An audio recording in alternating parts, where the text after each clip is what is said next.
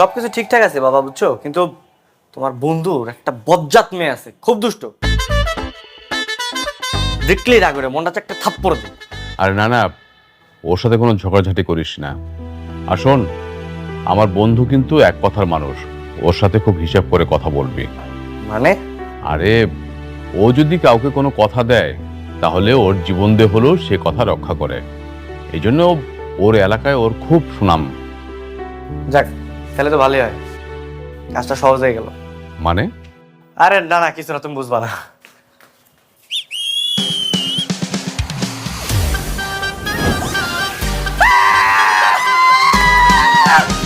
কি শুরু করেছেন আপনি? হ্যাঁ, এসব কি অবস্থা আপনার?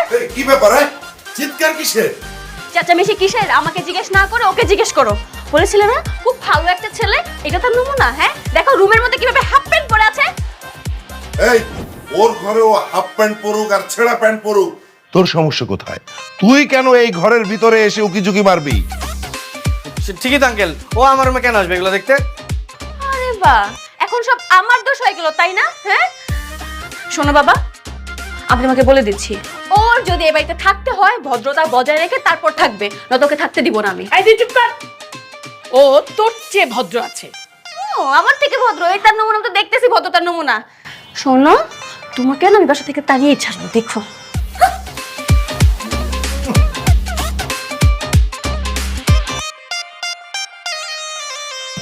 একবার শুধু সুযোগ পাই, তারপর দেখামো কে কার বড় বাজে।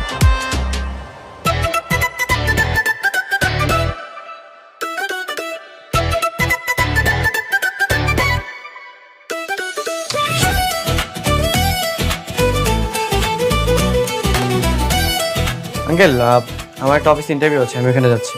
একটু দাঁড়াও। যারা যারা এই যারা,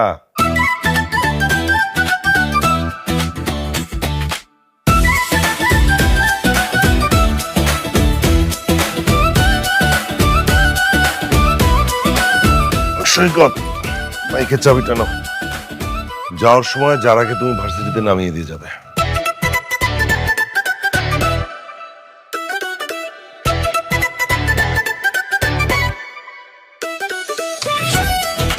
আরে রাখো, রাখো বলছি।